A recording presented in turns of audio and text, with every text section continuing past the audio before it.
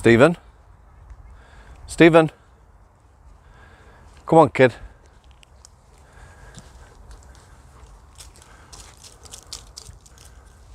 How do? Saturday evening now, guys. I'm just doing a cheeky little vlog. It's there in my mind. Just brought Laddo out. Nice little breeze for him. If you're watching this Sunday morning, this one's for you. Interview's going out 6 p.m.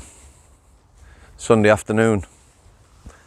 Incidentally, reasons I love doing what I'm doing now. Went on a bit of a road trip today.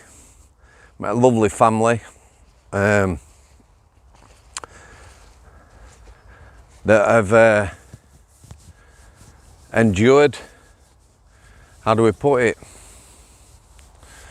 just one of them things that comes along in life. Hits you in the face like a shovel, bam, and affects you really badly. Words that come to mind: resilience. Stevie, good boy, come here. Stevie, come here. Come here, kid. Come here. Yeah, how can anyone be like that? Sorry about that, guys. You know, now and again, you get them people with dogs who like pull a face at you when your dog's not on a lead. Yeah, him, harmless Billy boy, Stephen, get on my nerves. Anyway, resilience, toughness, strength of character. So it was a good day. Road trip, met some lovely people. Cheeky little chat that'll be posting next Sunday. That's what it's about, guys. And again, meeting someone who has had, you know, life-changing challenge thrown at them, and they're doing their bit to try and help other people. Inspirational. Anyway, cheeky little vlog today, talking about my visit to Broadmoor.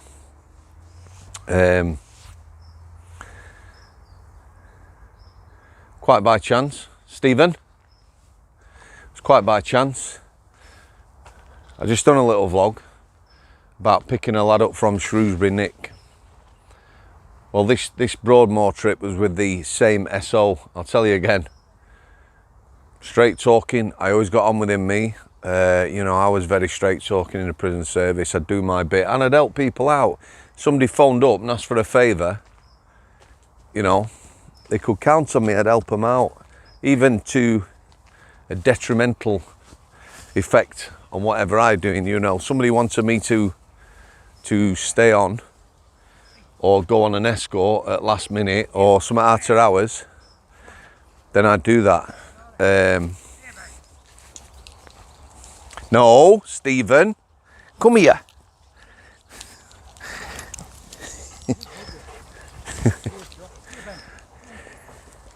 Yeah, this way, Stevie, come on. This way. I'd do that.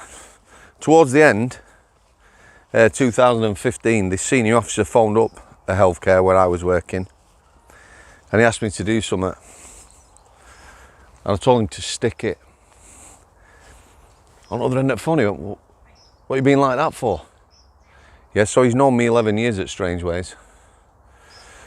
He says, you're not like that. Why are you being like that? I said, I'll tell you why. 2015, I'll vlog it. How Strangeways changed. I told him I'm just sick of it. Sick of getting put on. Lots of people weren't doing the job. Lots of people weren't stepping up to the mark.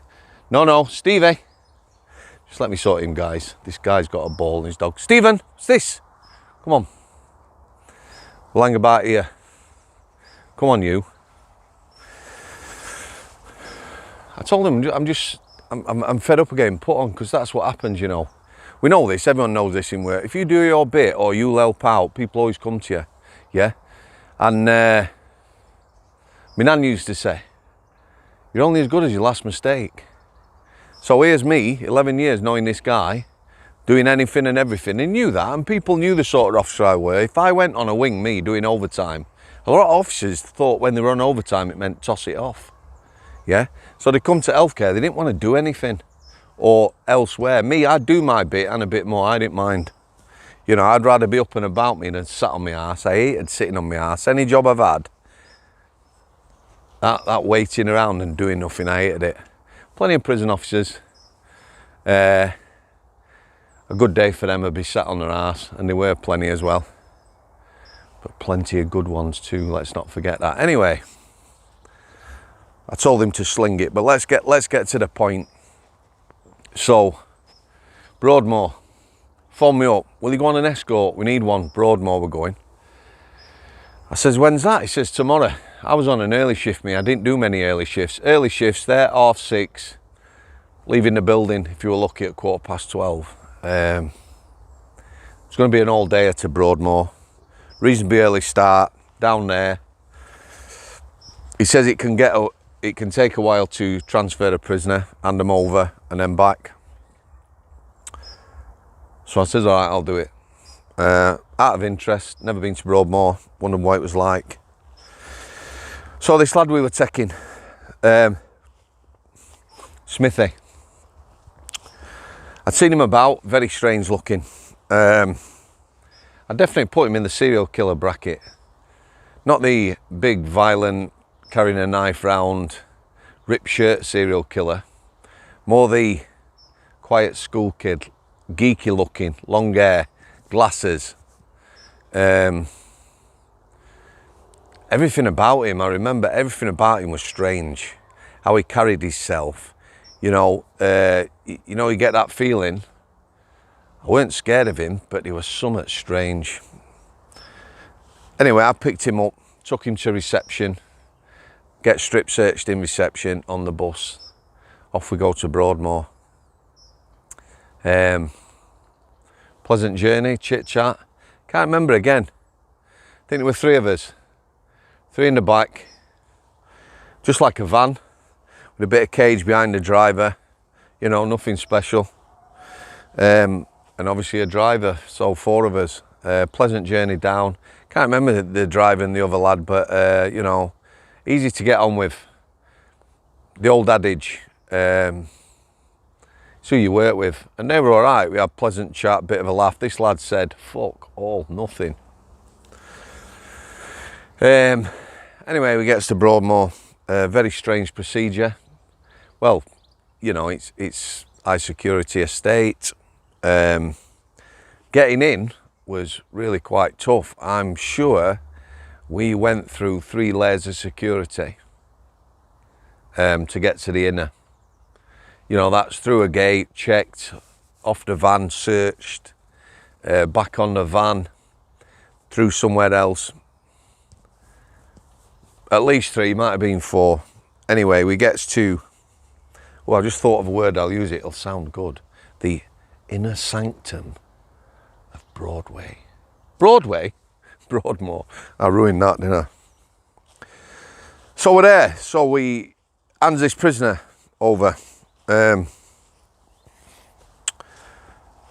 It is in high security estate, Broadmoor. You could call it a prison hospital. The staff, prison officer types with the keys and that, were dressed more like you'd expect, you know, maybe combat trousers and smocks or something like that, with a keychain round the belt, that sort of thing. Didn't really speak much. Felt like they were a bit offhand. Anyway, we were offered a brew, and some geezer, can't remember who he was, said, would you like a bit of tour? So we all looked at each other, yeah. You know, never been there, me. Yeah, I thought I'll have some of this. Have a look round Broadmoor. Took us onto a unit. It was quite a high secure unit. 13 beds on it. If I was going to design, bear in mind, some of Broadmoor is really old, yeah, and some of it's new. But this actual unit we went on, 13 bed unit, so obviously this unit's locked, you go onto the unit. There were when I say 13 beds, there were 13 rooms, but there were lots of nooks and crannies. You know, it weren't like a prison wing straight with the beds going off. No, no, no. There were cul-de-sacs. And so I asked how many staff on this unit. So it was quite a high staffing ratio. Really high. I'm thinking 13 beds, 9 staff on that unit. The lad says, who was taking us round, he said, but if there's, you know, if you looked at the sort of demographic of the staff, he says, we've got a lot of students here, you know, doing bank work and the like. Obviously some permanent prison staff type, but a lot of staff are like students, young, and a lot of young lasses. So he gave us for example, on this unit, he said he'd probably get a charge nurse, mental health nurse, something like that. Maybe another member of staff, similar lines, and then you'd have like sort of what I'd call at Strangeways you had on the healthcare, like healthcare assistant, nurse support workers. The sort of thing I did in the forensic units I worked in, you were called a nurse support worker. You were there as muscle, but not to act like some knobhead walking about like a bouncer. You know, you were in lasses, private places. I'll not like that. I'll talk about that again, them forensic units. I took a lot of videos down. I'll explain that as well at some point. So we'd been there a good while. The SO was starting to get a bit pissed off. He says, what's happening? We were waiting for a doctor to sign and accept this prisoner from Strangeways. So one of the lads, or at least two of the lads, smoked. They asked whether they could have a smoke. It was a ICQ hospital, like NHS type, no smoking. So it was a case of going out. So he took us out to a place where there was like a porta cabin where people were smoking. I was stood 30 metres away from it. It stank. Anyway, that's besides the point. Lots of staff milling about, all young lasses. Lots of young lasses. That unit, he'd said, the 13-bed unit, they were all violent sex offenders. And most of the people who work on there were young lasses. You know, now we had, I just, you know, it is what it is. I know it's like that. I know a lot of forensic units now and that. They just take whatever staff they can. It's bums on seats. I know people who've been in forensic units, mental health units and that now, and it's bums on seats. They just get staff in, a lot of staff, taking the money, they're not arsed. They get well paid, bank staff. You know, you might well be on £25 an hour, more than the staff that work on these units. Anyway, there were lots of staff, lots of young staff, lots of staff at uni, putting themselves through uni working there. You can't knock them for that, but a really, really dangerous place to be. Anyway, in the end, the SO had to kick off because we'd been there well over 2 hours. He says, I want this guy handing over, I want this signing, and I want us, you let us go. He says, and if you don't, I'm going to phone police. So you're thinking, what are you on about? You're in Broadmoor, what are you going to... He said, I will phone the police and tell him you're holding us hostage. He got really pissed off, and rightly so. Anyway, whoever this doctor were, Mr. Up himself, shall we say, 3 hours to get down and sign this paperwork, did what he did, and we were off, we were out. It was a worthwhile trip. I enjoyed having a look round. Grim really, staffing wise and that, but there you go. To finish this story, I will go back to Broadmoor to pick the same lad up a good few years later. I couldn't definitely say this lad was cured, changed, whatever treatment program he went through had worked. However, I noticed a marked difference. He knew who I was. He says, you all right, boss? You brought me? I says, I did bring you, yeah. Everything about him was different. His appearance was different. He'd lost some weight, which is unusual if you've been on medication, but he'd lost weight. He'd had his hair cut, but I don't mean that. He carried himself different. We had a conversation on the way back. You know, I was interested. I was asking him about stuff, treatment, medication, how it works, everything like that. Super interesting conversation. And when he got back to the prison, I would have many more conversations with him. He was on the VP unit, I've told you about that, vulnerable prisoners, sex offenders and the like. He had never committed an offence, a sexual offence or anything like that. His issues were idolisations. He fantasised about doing things to people. One of them being, and I'm sure you'll know what I mean when I say this, making love to a lass via her eye socket. Yep, you just heard that right. When he went, I've told you, he was strange. Many conversations with this lad, Smith, when I got many, he was different. He was a different guy. You could see it. Everything about him was different. So did Broadmoor work for him? Yes, it did. Does it work for other people? I'm quite sure plenty of people go there and come back to prison, because that's what can happen.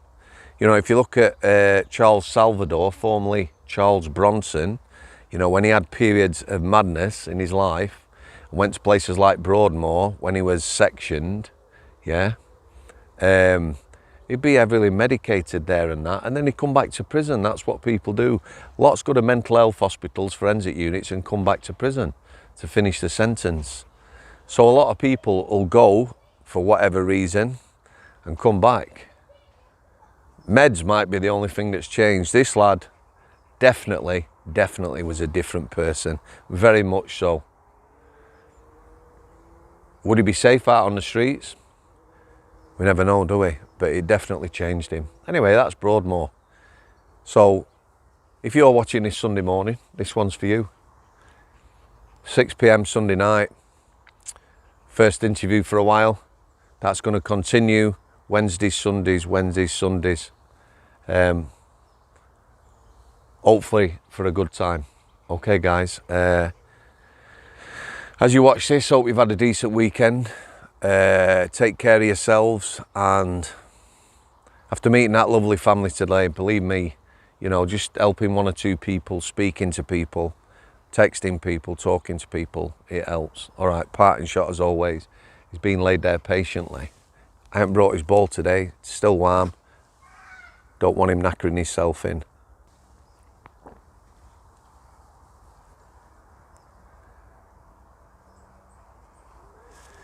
Hey up, kid. What are you doing? Eh? Eh? Hey, good boy. Yeah. Thanks for coming, guys. I'll see you.